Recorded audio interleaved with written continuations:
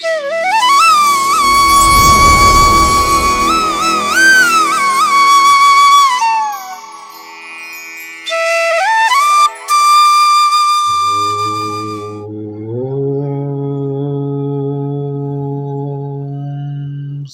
సమర్థ సద్గురు సాయినాథ్ మహారాజ్ కీ జై. ముందుగా సాయి భక్తులందరికీ నమస్కారం అండి. వీడియో చూస్తున్న ప్రతి ఒక్కరిపైన ఆ సాయినాథుని ఆశీస్సులు ఉండాలని, బాబా గారి భక్తులందరూ ఎప్పుడూ కూడా ఆనందంగా సంతోషంగా వారి జీవితాన్ని గడపాలని మనస్ఫూర్తిగా కోరుకుంటూ ఈ వీడియో స్టార్ట్ చేస్తున్నాను ఫ్రెండ్స్. ఈరోజు సందేశంలో బాబా గారు ఈ విధంగా చెప్తూ ఉన్నారండి.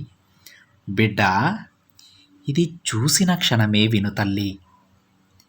రేపు కృష్ణాష్టమికి నేను నీ వద్దకి రాబోతున్నాను. నీ బాబాని ఆనందంతో ఆహ్వానిస్తావా? నీ కోరికలన్నీ నేను తీరుస్తానులే. అవునమ్మా, నువ్వు చాలా రోజులుగా నన్ను గుర్తించడం లేదు తల్లి. ఒకవేళ నన్ను మర్చిపోయావా? ఒక్కసారి కూడా నేను నీకు గుర్తు రావడం లేదా? మరి గుర్తు వస్తే నా దగ్గరకు రావడానికి నీకు ఇంత సమయం పడుతుందా చెప్పు? అయ్యో బాబా, నేనెలా మిమ్మల్ని మర్చిపోతాను? ఇప్పుడు నాకున్న సమస్యలతో మీ దగ్గరకు రాలేకపోతున్నాను. అంతేకాని నేను నా బాబాని ఎలా మర్చిపోతాను అని అంటున్నావు కదా. సరే సరే, దిగులు పడకు. ఇంత బాధలో ఉన్న నా బిడ్డ దగ్గరకు రేపు కృష్ణాష్టమికి ఒక సాధువు రూపంలో రాబోతున్నాను. నీ సాయిని గుర్తిస్తావా బిడ్డ? నువ్వు నా దగ్గరకు రావడం లేదని నేనే నా బిడ్డ దగ్గరికి రాబోతున్నానమ్మా. ఏ మరపాటుగా ఉండకు. నేను ఎప్పుడూ నీ గురించే ఆలోచిస్తూ ఉంటాను బిడ్డ. నా బిడ్డ నా దగ్గరకు ఎప్పుడు వస్తుంది అని, ఎప్పుడు నాతో మాట్లాడుతుంది అని ఎన్నో రోజుల నుంచి నీ కోసం ఎదురు చూస్తున్నాను. ఆ రోజు నువ్వు నా దగ్గరకు వచ్చి ధైర్యంగా నా కళ్ళలోకి చూస్తూ నీకు కావాల్సింది అడుగు, అన్నీ జరిపిస్తాను. నేను నీకు తోడుండగా నీకెందుకు తల్లి భయం? నీ కన్నీటిని మొత్తం నేను తుడిచేస్తాను. నన్ను మనస్ఫూర్తిగా నమ్మి పూజించిన వారి సమస్త కోరికలు నేను తీరుస్తాను. వారి కలలన్నీ నిజం చేస్తాను బిడ్డ.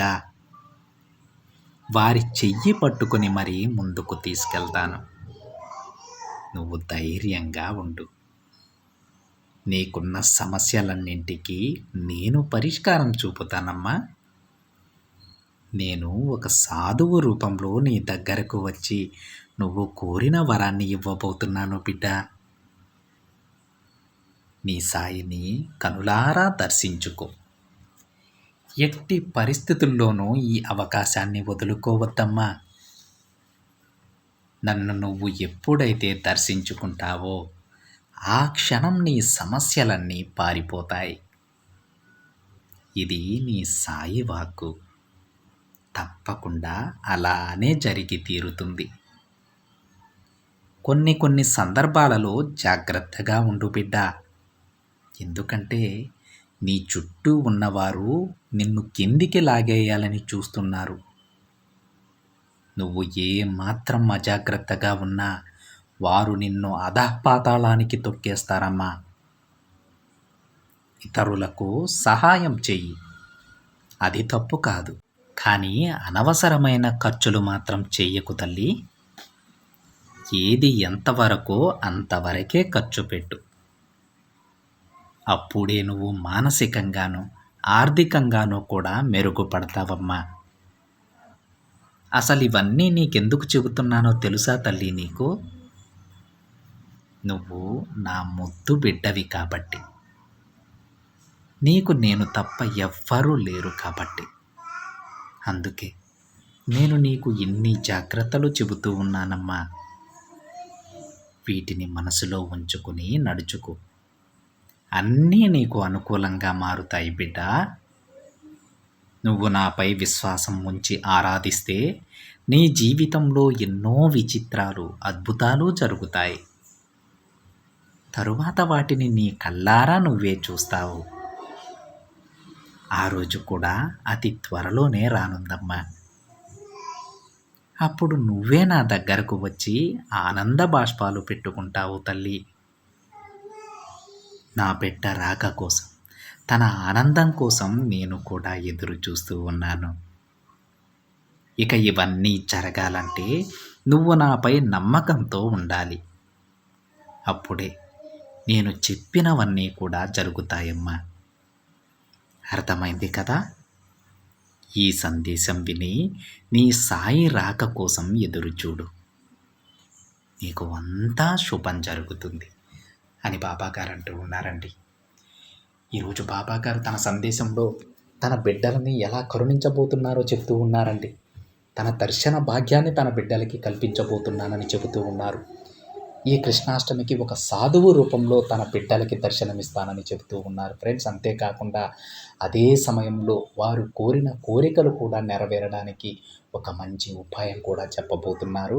ఆ ఉపాయం నెరవేరేలాగా కూడా బాబాగారు తన బిడ్డలని ఆశీర్వదిస్తారు. కొంచెం జాగ్రత్తగా ఉండండి. ఎవ్వరు మీ ఇంటికి వచ్చినా సరే ఆ రోజు ఆనందంగా మనస్ఫూర్తిగా వాళ్ళని మీ ఇంటిలోకి ఆహ్వానించి వాళ్ళకి కడుపు నిండా భోజనం పెట్టండి ఫ్రెండ్స్.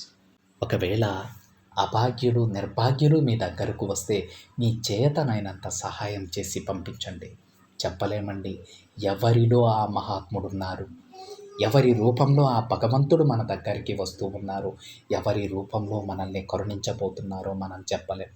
ఎవ్వరు వచ్చినా సరే మీకు చేతనైనంత సహాయం చేయండి. కనీసం గుక్కెడు మంచినీళ్ళన్నా వాళ్ళకి ఇవ్వండి. అన్నం లేని వాళ్ళకి పట్టెడన్నం పెట్టడము, బట్టలు లేని వాళ్ళకి మన దగ్గర ఉన్నటువంటి పాత బట్టలు ఏయో ఒకటి దానం చేయడం, ఇలా మనకు చేతనైనంత సహాయమే ఫ్రెండ్స్. మనకు మన తాహతకు మించిన సహాయం ఏమీ అవసరం లేదు. మనం చేయగలిగిన సహాయం చేస్తే చాలండి. ఆ పుణ్యం ఊరికే పోదు ఫ్రెండ్స్. అది ఎలా వస్తుందంటే మనం కలలో కూడా ఊహించుండమండి. అటువంటి అద్భుతమైనటువంటి జీవితాన్ని మనకు ప్రసాదించడంలో ఆ పుణ్యం సహాయపడుతుంది. మనం చేస్తూ ఉన్నటువంటి ఈ చిన్న చిన్న సహాయాలే పెరిగి పెరిగి కొండంత అదృష్టాన్ని మనకు చేరవేస్తాయి ఫ్రెండ్స్. దీంట్లో ఎలాంటి సందేహం లేదు. చేసిన సాయం ఊరికే పోదండి, తప్పకుండా మిమ్మల్ని తిరిగి చేరుతుంది. అందుకే ఫ్రెండ్స్, కృష్ణాష్టమి రోజున బాబాగారు తన బిడ్డలకి దర్శనం ఇవ్వబోతున్నానని చెబుతూ ఉన్నారు.